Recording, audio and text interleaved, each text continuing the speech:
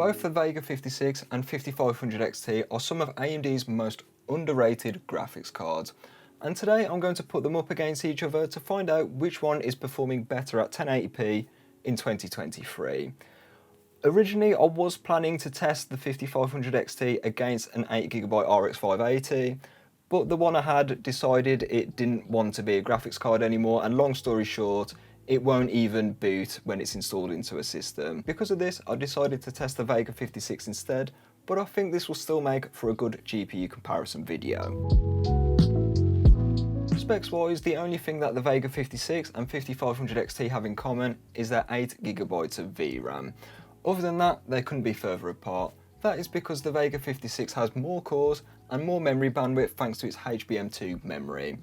But all of this does come at a cost though, because the TDP of the Vega 56 is a massive 210 watts. On the other hand is the RX 5500 XT. It has a more conservative core and memory configuration, but it is built on the RDNA architecture, which in my opinion is a stronger architecture than Vega. And because of these reasons, the 5500 XT is way more efficient as it only consumes 130 watts while gaming. It also supports newer features like resizable bar, which can help out with gaming performance in some games as well. So which one of these GPUs will take the performance crown? Will the Vega 56 win over with its raw GPU power, or will the 5500 XT have a few tricks up its sleeve, especially with its resizable bar support? To find out which one of these GPUs is the better performer in 2023, I've tested them both at 1080p without the aid of upscaling such as AMD's FSR on my testing system, which has an Intel Core i5-12400F, 32GB of dual rank, dual channel, 3200MHz DDR4 memory,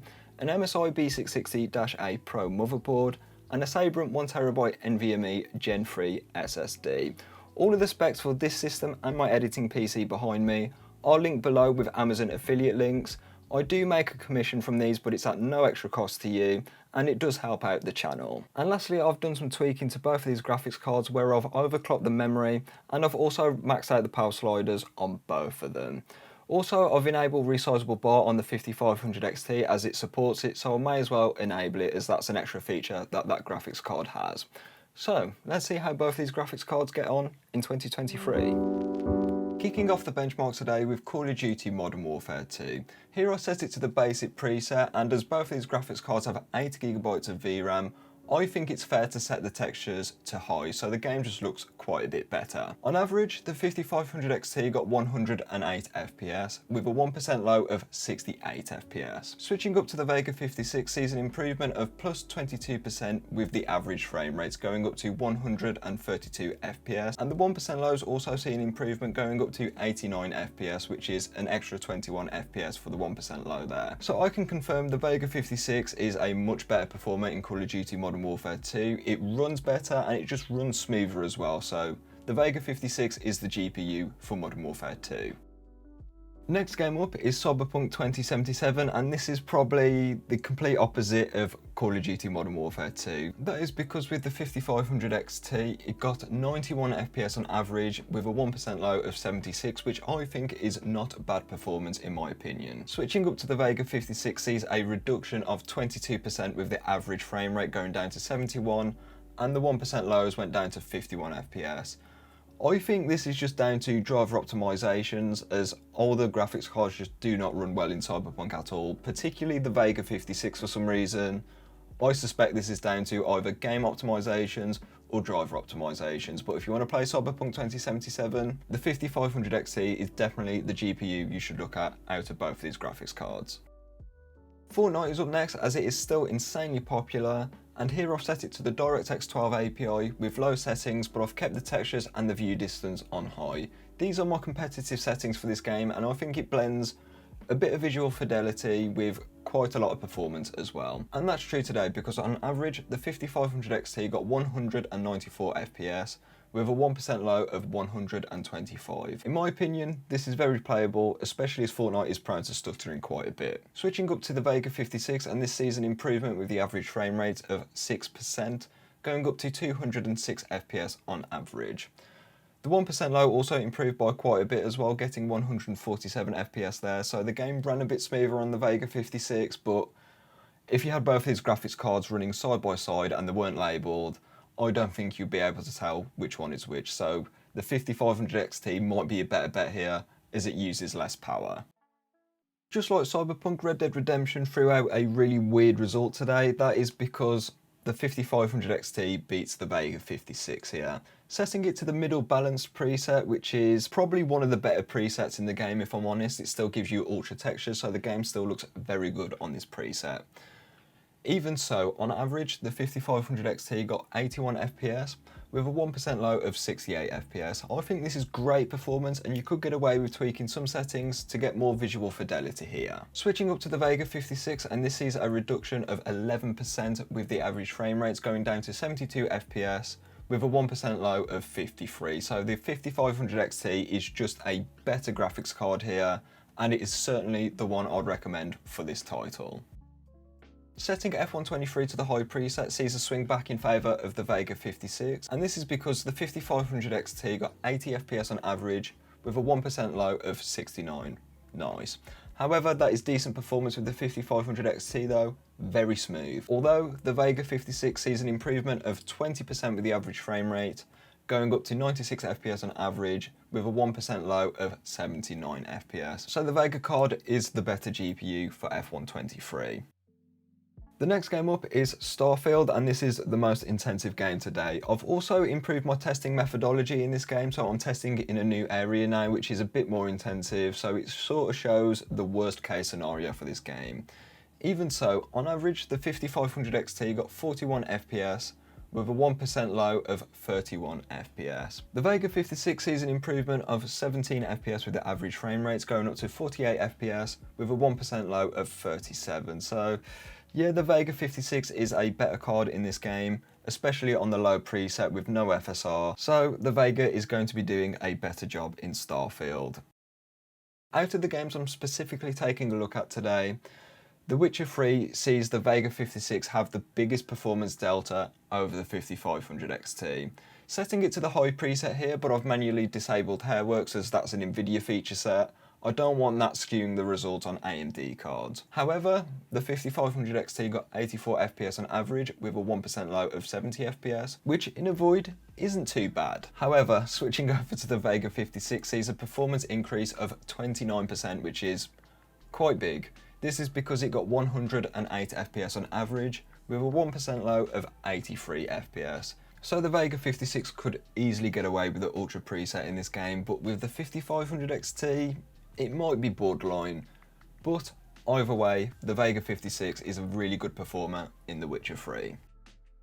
Next game up is God of War, and this pretty much tells the same story as The Witcher 3. This is because on average the 5500 XT trails the Vega 56 by 27%. That is because on average it got 62 FPS with a 1% low of 55. On the high preset I don't think this is terrible performance, it's certainly playable, but ideally, I know for me personally, I would want more than 62 FPS. However, the Vega 56 turned out 79 FPS on average with a 1% low of 68 FPS. This is great performance with the high preset, and you might even be able to get away with the Ultra preset depending on how many frames you want. But either way, the Vega 56 has massively outperformed the 5500 XT in this title. The last game that I'm looking at in depth today is Forza Horizon 5, and in this title, it is pretty much even Stevens. That is because the 5500 XT got 99 FPS on average with 84 FPS for the 1% low, and the Vega 56 only improves this by 1%, which is literally within margin of error. This is because it got 100 FPS on average with 81 FPS for the 1% low. So between both of these GPUs, you can't really tell the difference at all, especially if they weren't labelled. So for the high preset in Forza Horizon 5, both of these graphics cards are going to do a perfectly fine job, and you might even be able to get away with the Ultra preset, and that looks pretty good, even at 1080p. With all of the benchmarking done, I think it's fair to say both of these graphics cards have their strengths and weaknesses. Let's start off with the Vega 56. On average, it's 11% faster in the 11 games I've tested today, but this can swing massively depending on the game you're playing. Like in GTA 5, The Witcher 3 and God of War, the Vega 56 had a decisive performance advantage in these titles. But in games like Forza Horizon 5 and Fortnite, the performance between both of these graphics cards is basically even Stevens, and I don't think you would notice the difference between them. If you had them running side by side without the labels in MSI Afterburner, you wouldn't notice a difference between either of these GPUs. However, looking at the 5500 XT, and it has its own set of benefits. Yes, it does lag behind the Vega 56 overall by about 11%, but there were two games where it did perform quite a bit better than the Vega 56. These were Cyberpunk 2077 and Red Dead Redemption 2, and I would probably have to put this down to either the driver optimizations in favour of the 5500 XT, or maybe its resizable bar support. It could be a mix of the both, but either way, it did perform better in these titles. But in all fairness, in most titles, the 5500 XT did lag quite far behind the Vega 56, so that is something to be known. So, out of these two GPUs, which is the one that I would recommend? And as always, that's a bit of a hard question, but I'm going to try and narrow it down for you. If you've got an older system and power consumption is not a concern for you, the Vega 56 is the graphics card that you should pick up. On average, it does perform better than the 5500 XT, and it has more memory bandwidth as well, but this does come at a cost as it does consume a lot more power, and it does get very hot, and with this MSI Air Boost it gets very loud as well. Because of this, I recommend a good quality 550 watt power supply at least. On the other hand, if you've got a newer system, one that supports PCIe Gen 4, and power consumption is a concern for you, the 8GB RX 5500 XT is the GPU that I would probably recommend for you. In some games it's shown that it can perform better than the Vega 56, but this is probably down to better driver support. And the main thing is, if power consumption is your concern, I didn't see the 5500 XT go over 115 watts, so it's a lot more efficient than the Vega 56. I would recommend pairing the RX 5500 XT with anything that supports PCIe Gen 4, so if you wanted to pair it with a Ryzen 3600 or maybe a newer modern i3 like a 12100F, I suspect that will be a good pairing for the 5500 XT. Well then, I've lost my voice. Well then, I've started to lose my voice at the end of this video. I don't know why. But this brings me on to the end of the video.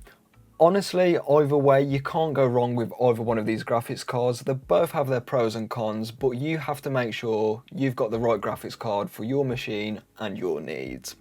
Which one of these graphics cards would you go for? So if you enjoyed this video, there are two other videos right up here for you, which might be right up your alley. And if you got this far into the video, I'd like to say thank you and maybe even ask you to leave a like and maybe even subscribe if you like the video. With that being said, I'm going to rest my voice as it's starting to go for some reason, and I'll catch you in the next one.